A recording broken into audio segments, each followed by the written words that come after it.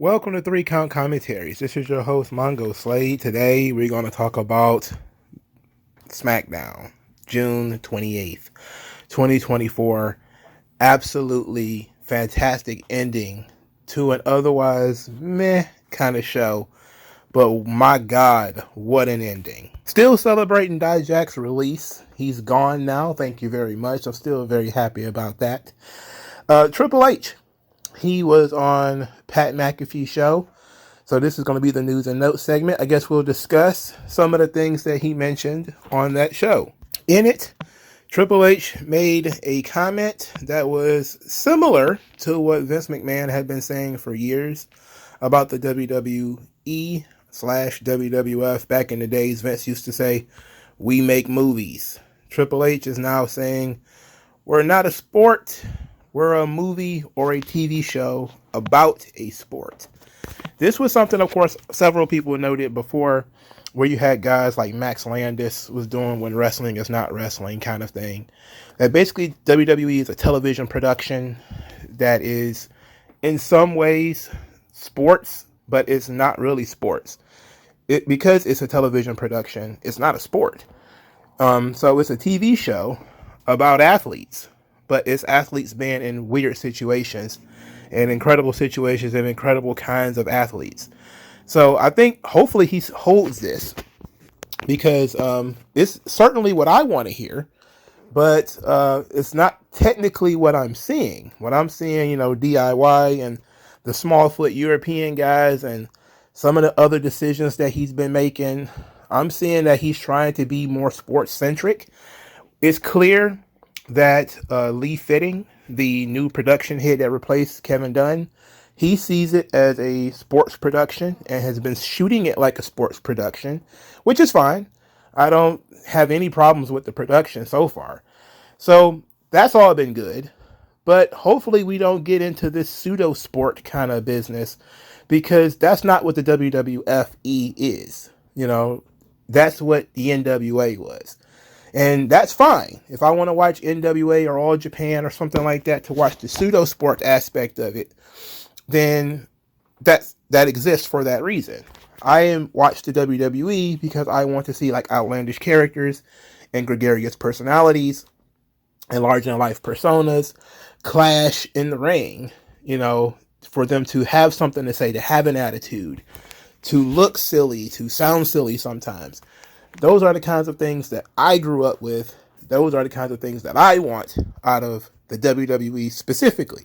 If I just want to watch guys do moves to each other and pretend to be tough, but are really soft and whack, I'll just watch, that All Japan stuff.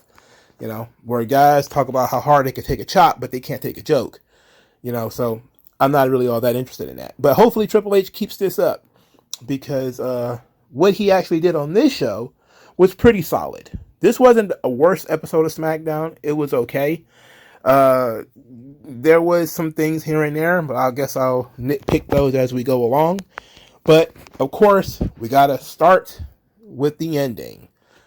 The Bloodline story. Now, we start with Paul Heyman coming to the ring with the Bloodline, and they get confronted by Cody Rhodes, Randy Orton, and Kevin Owens. This leads to a gigantic brawl in which the Bloodline lose. They got beat up. Tonga Loa got splashed through a table. They all just got their asses kicked. Now, Jacob Fatu was not there. So they protected him by him not being involved with this whole production here. So it's basically Solo and the Tongans. They got their asses kicked.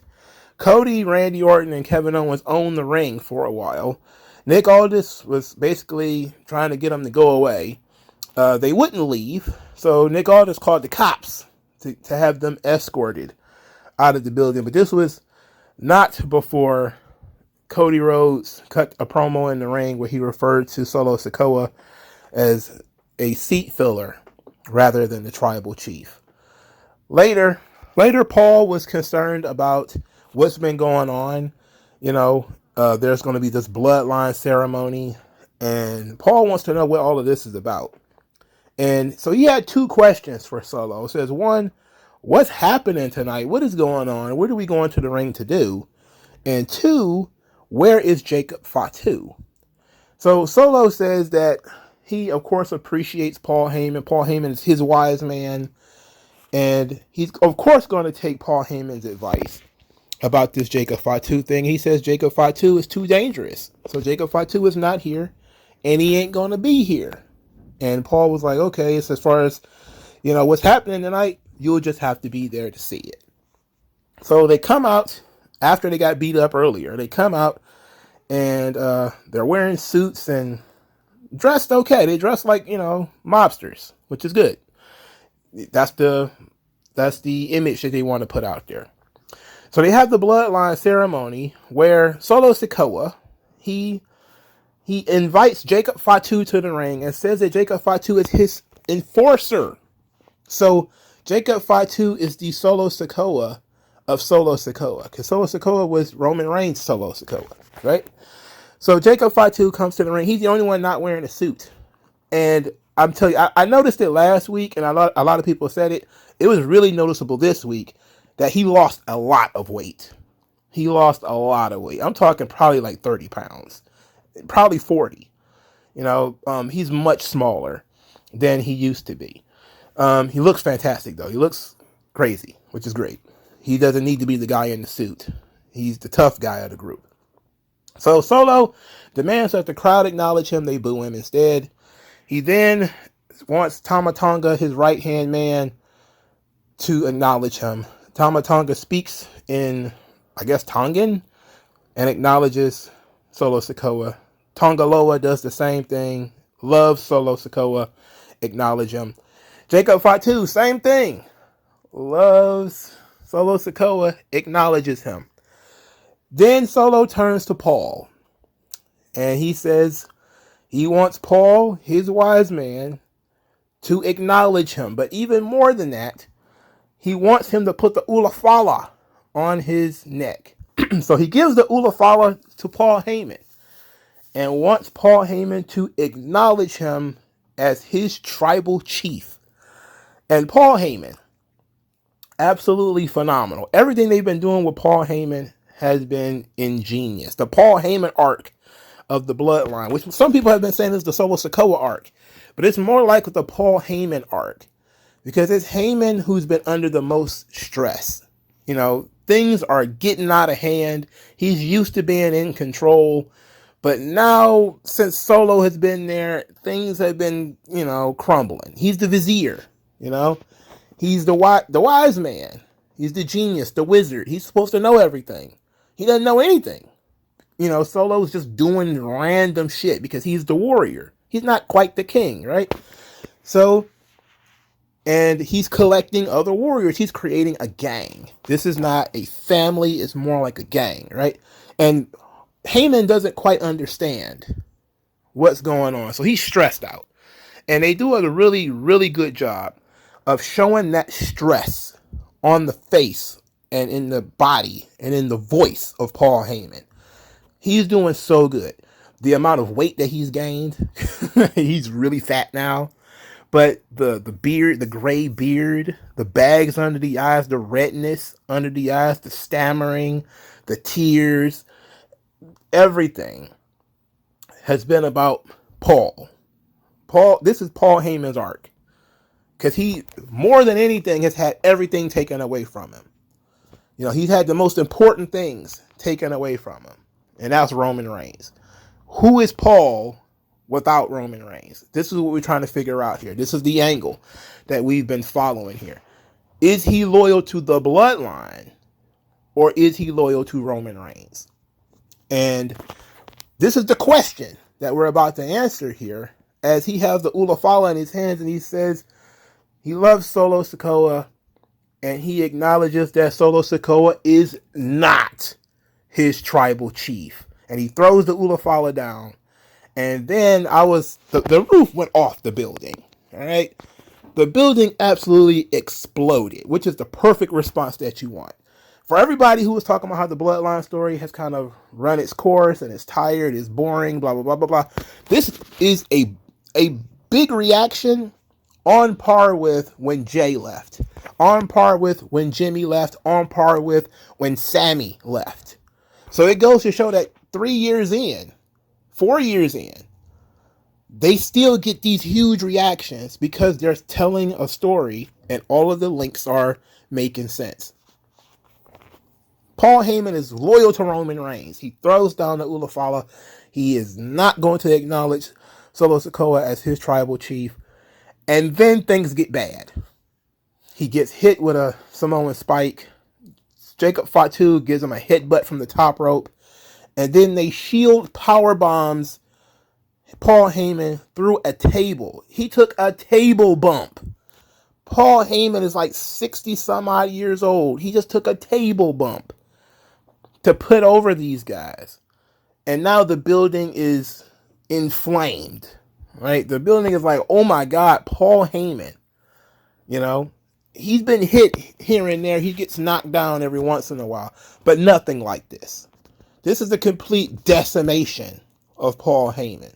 The Heyman arc of the Bloodline is over. And now the Solo Sikoa arc is going to begin because now there's no Paul Heyman. Heyman's got to be gone for a while. So the only person to really carry the Bloodline story forward from here is going to be Solo. So this was, of course, a tremendous segment. Of course, it was fantastic, and they did a perfect lead up, which each one of the guys acknowledging Solo because they weren't previous members of the Bloodline, so it don't matter to them, you know, if Solo wants to wear the red Ulafala or not. None of that matters. What matters is Paul.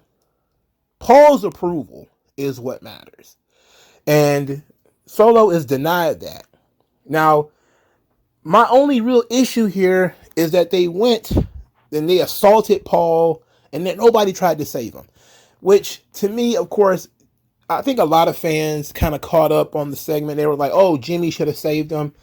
I'm like, okay, they wrote Jimmy out of the story. Jay's not present. You know, Sammy's not present. Roman's not present. Like, who really would save Paul? And the only answer you would have would be, you know, they already ripped CM Punk off the show too. So you really don't have anybody to save Paul in this situation. So Paul was cornered. He was perfectly cornered. Cody's not going to come to help him. Randy's not going to come to help him. He's fucked over Cody and Randy and Kevin Owens and all these guys when he was working with Roman Reigns. So none of these guys have any reason other than Paul is an old man and, you know, you might actually kill this old guy to actually come out and help him. So even though I was thinking in my mind, somebody needs to save Paul in this situation. Maybe it does need to be Jimmy. Once it was over, and I was looking at the scene of it, and you know, Paul is face down on the cement after being powerbombed through a table, and I said, "This was perfect," because it tells you everything that you need to know. Paul has been such a dastardly, evil bastard this entire time. He needed to get his comeuppance. And we watched the slow decimation of Paul Heyman throughout this whole thing with Solo Sikoa. And this is what happens when the wise man doesn't know anything. When the wise man loses his power, he's no longer the magician or the wizard that everybody expects him to be. He has no purpose. And so they're going to get rid of him. They killed him. All right. This is even better. So now you leave the option of, are they going to replace Paul? Is Solo going to come in with his own wise man? That he's, you know, somebody who is connected with the family. I don't know who that could possibly be. You know, sitting here thinking about it, and I haven't thought long on it, but I don't know who it could possibly be that has any sort of connection to the family that could be the wise man for Paul Heyman. Unless, you know, they're going to go in a different way and it's a woman, then maybe. But then even if that's the case, I don't know who it could be. So maybe they just say, we're not the old school bloodline. We don't need a wise man. You know, then it will fully take the gang mentality where, yeah, there's a leader, but there's nobody strategizing it. There's some strategy to it, but not much. It's just kind of like random violence, you know, power for the sake of. And That's perfect because it clearly delineates the character of Roman Reigns as the warrior king versus Solo Sikoa, who is the warrior who is trying to be the king. And he doesn't have the faculties. You know, he doesn't. He knows how to amass an army, but he doesn't know how to utilize that army. He doesn't know how to win people over. He only knows how to intimidate. He only knows how to try to violate people. So this is perfect. My critique that Paul Heyman probably needed to be saved, I'll throw it away. I was wrong. Absolutely was needed. So now Paul is going to be a babyface when he returns because he got his ass kicked. And you see that all of the years of negativity that Paul has put in, the people are going to have to forgive him because they hate Solo so much. So I like this. This is good. This was phenomenal. And doing it on the same show where they did the Sika Anawai vignette, most recently because he's passed away, was flawless. It was almost as if it was perfectly timed. Because you got to see Paul in the vignette with the family and and all the other members of the family, Fatu and Samu and all them. It was great. Absolutely perfect. This is going to be one hell of a story. And they're doing a great job keeping this thing alive. Yes, some weeks are weaker than others, but that's kind of how stories work. In some chapters, there's a lot of build up to the next big event. This has some build up to this big event. If you were completely ignoring and writing off all of the previous stuff that happened before this, then you don't understand why this is such a big deal. But everything since WrestleMania has been building up to this moment. And it was very necessary to have it. So the Bloodline story is phenomenal. And you can't really ask for better storytelling in terms of trying to force redemption onto these people that you have hated for 2 or 3 years. Now, Jimmy Uso has paid for his crimes. Heyman has paid for his crimes. Roman still hasn't. He's lost everything. So the punishment for Roman was probably losing the title and his version of the Bloodline being disbanded. But physically, Roman hasn't really been beat up or betrayed by the Bloodline yet. It's been usurped. Like he left a vacuum and then Solo filled it. He hasn't really been punished yet. And so I'm thinking that's probably where we would get The Rock that would come in and mete out that punishment to Roman Reigns. That's been the only person who probably could. And by punishment, I mean physically violate him. Maybe Solo will be the guy that would do that, would be the executioner for in that type of scenario. But personally, I'm fine with things the way they are. And giving some redemption to Paul, giving some redemption to Jimmy. Jay's already been redeemed. Sammy has already been redeemed. So we're moving forward. The most evil people in the Bloodline still have to be cleansed before they can be considered baby faces. These are full character arcs, which works. This is tremendous. This is really good. Now let's move on to the rest of the show, which is actually quite mid. Tiffany Stratton wins her Money in the Bank qualifier, defeating Jade Cargill and Candice LeRae. That's the right decision. Tiffany Stratton was the right person to win. Bianca and Nia Jax got into it outside the ring throughout the entire evening. The cameras kept cutting off and there kept being audible muting. It absolutely tried to destroy this show. This show was hampered so much by the censorship that if you watched it on American television, you didn't see Bianca Belair come out of the chute. It just seems like she was an NPC that grew out of the ground. Like she wasn't there 1 minute, the screen goes blank, and then she's there the next second. Now it turns out that doing some digging, I think the European shows, people who have Smackdown, they noticed that there were some people behind Nia Jax giving her the finger or something like that.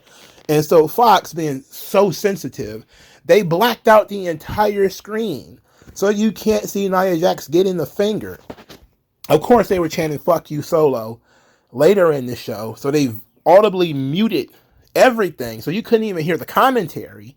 You couldn't enjoy the atmosphere of what was happening. The amount of censorship on Fox seems excessive. All right, it seems excessive.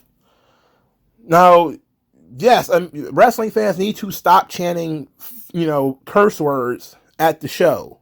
I know this started in the Attitude Era when, asshole, whatever, but you have to realize you're destroying your own enjoyment of the product because they're just going to mute that shit. And as soon as it's destroying other people's ability to enjoy the show, giving people the finger, it was not even really noticeable unless somebody tells you about it, which tells you how much production they're putting into it. People are overthinking this thing, but the amount of censorship is proportionate to the amount of vulgarity that they're throwing at the show. In any event, Nia Jax and Bianca Belair, they get into it outside the ring. They distract the referee, which isn't really necessary. Indy Hartwell then pushes Jade Cargill into the ring post, which essentially eliminates her from the match, leaving Tiffany Stratton and Candice LeRae alone in the ring, and Tiffany Stratton pins Candice LeRae to win the match. She then celebrates with Nia Jax. So they put Tiffany Stratton as the little sister to Nia Jax. I don't know why you would do that, but I guess they're best friends outside, in real life. So they try to make them best friends on screen. That works, but Tiffany Stratton doesn't need to be in the shadow of Nia Jax. For starters, that's a very big shadow. Second, she's going to be a bigger star than Nia Jax eventually. So we need to just let her do her. Like once she's established, then you can, have her team up with Nia Jax in a way. But this could end up being like the Nia Jax Alexa Bliss pairing that they did a couple of years ago. And Triple H and Shawn Michaels are very fond of retelling the same story. So it's entirely possible that this is going to be a thing where in a few months, maybe a year or so, Tiffany Stratton is going to be talking about Nia Jax behind her back and all that kind of stuff, using her to get to the top, and then they'll feud, which of course happens. Friendship and, friendships dissolve. That's kind of a wrestling trope. It's a trope in all, movies and television, etc. But you can see this thing coming a mile away. I just don't see why we need to do this with her right now. She's not really that established yet. The second Money in the Bank qualifier, Naomi defeated Blair Davenport and Indy Hartwell. They just turned things around where Jade Cargill came out and took out Indy Hartwell, leaving Naomi and Blair Davenport alone, and Naomi ends up pinning, I believe, Indy Hartwell later on. I don't remember who she pinned. It doesn't matter. But Naomi is now in the Money in the Bank match. Blair Davenport. Look, I'm not saying you should have put her in the match. Look, I get it. Nobody knows who she is. But that's Triple H's fault. This is her first match. It's in Madison Square Garden. She got absolutely no reaction. No reaction whatsoever because this is her first match on television. It's a triple threat match and she didn't win. What happens to putting people in situations like Madison Square Garden? Scratch that, what I was just talking about. Madison Square Garden is supposed to be the litmus test, where if you get over in New York, you can get over anywhere. That's supposed to be where you really test somebody to show the audience who they are and whether the audience could get involved or invested in them. Blair Davenport could have been winning matches 42 seconds or whatever up to this point to see if she's over or if people are interested in her. But what they've done is essentially make her a ghost backstage who walks in, talks a little trash, and then leaves. Nobody cares about that. She's not going out there winning. We don't even know what her finisher is. We don't know what to look forward to. Nobody knows what her theme song is. Nobody knows who this girl is at all. So I guess she gets an Ultimo Dragon situation where she gets to check off that she wrestled at Madison Square Garden, but that's it. It didn't really mean much of any fucking thing. It's just sad. But Naomi being in the match is fine because I expected Naomi to be in that match. On the other side of the Money in the Bank qualifier, the men, LA Knight defeated Santos Escobar and Logan Paul. He actually pinned Logan Paul. This was the match of the night. This was actually very good. The only problem I had with this was the basketball players. I have no idea who these basketball players are. I don't watch the NBA. So all the basketball player stuff being involved with this it's a Nick Khan idea, no doubt. He was present. He was there in the building. So no doubt he probably whispered to Triple H about, hey, let's get the Pacers and the Knicks involved. That'll get the crowd going. Maybe. But I'm sitting here not watching basketball. I don't know who the fuck these dudes are. Why do I care? Like one of them is a random stooge for Logan Paul, which is fine because Logan Paul always has stooges. But the other guy, who is like the babyface guy, I have no idea who that is. Like he plays for the Knicks. I'm like, who is he? I don't know. Like, there's only so much of this stuff you can do. It's one thing if if you have like worldwide celebrities. These dudes are like middling basketball players. They're not like LeBron James is out there or something like that. I have no idea who these people are. Well, the live audience knows, and I guess that's what matters because they gave them all the reaction that they were looking for. But I have no idea who these people are. And to me, they're just eating up a lot of time. But the match itself was fine. I expected Santos Escobar to win because I expected LA Knight and Logan Paul to sort of nullify each other. But they actually went in a better direction by having LA Knight pin Logan Paul in this match. So LA Knight is going to be in the Money in the Bank ladder match. So they're not going to do LA Knight versus Logan Paul at Money in the Bank. Instead, they're going to do it at SummerSlam. So likely, Logan Paul is going to cost LA Knight the Money in the Bank ladder match, which ought to be fine. I don't have a problem with that. Carmelo Hayes floating around here, calling himself Mello in the Bank. He got into it with Apollo Crews. They're likely going to have a match at some point. That's fine. Just happy to have Apollo Crews on TV, man. Glad he's doing something. Pretty Deadly and the Street Profits got into it. I don't even remember what it was about. It don't matter. DIY is still doing stuff with Austin Theory, trying to convince Austin Theory that Grayson Waller is using him. This led to Grayson Waller kicking their ass. Okay. Apparently, there's going to be a tag team championship match next week, right before Money in the Bank, in which, DIY will challenge for the titles against A-Town Down Under. I fully expect A-Town Down Under to drop the belts to DIY. They shouldn't, but I expect them to. And I expect them to because Triple H seems to be interested in separating Grayson Waller and Austin Theory, which is fine because Austin Theory is great on his own. Grayson Waller is great on his own. But I don't think that they really reached the pinnacle of what they could do together. When they were both separate, when Grayson Waller was first coming up in out of NXT, I was saying that they would be a great team, a great pairing. And they could be. But instead, they have just basically decided that Austin Theory is Grayson Waller's sidekick, which is weird. Now, I know Grayson Waller's a little bit older, but Austin Theory's been wrestling longer, if I remember correctly. And he's the guy that they were pushing before in terms of him beating John Cena, him winning Money in the Bank. Even if you don't agree that stuff should have happened, in kayfabe, he has way more to be proud of. He has done so much more than Grayson Waller. He certainly shouldn't be Grayson Waller's sidekick. But this is the story that Triple H decided to tell. I don't know why. But Austin Theory and Grayson Waller are great on their own. DIY, poor Tommaso Ciampa is stuck in this situation with Johnny Gargano. It's unfortunate, but that just is what it is. The only other thing that happened on this show was Andrade El Idolo is my destiny. My destiny. He's talking about winning Money in the Bank. He didn't wrestle on this show. Of course not. Why would he do that? But he talks about Money in the Bank being where careers are made, and it's his destiny to take over and take everything.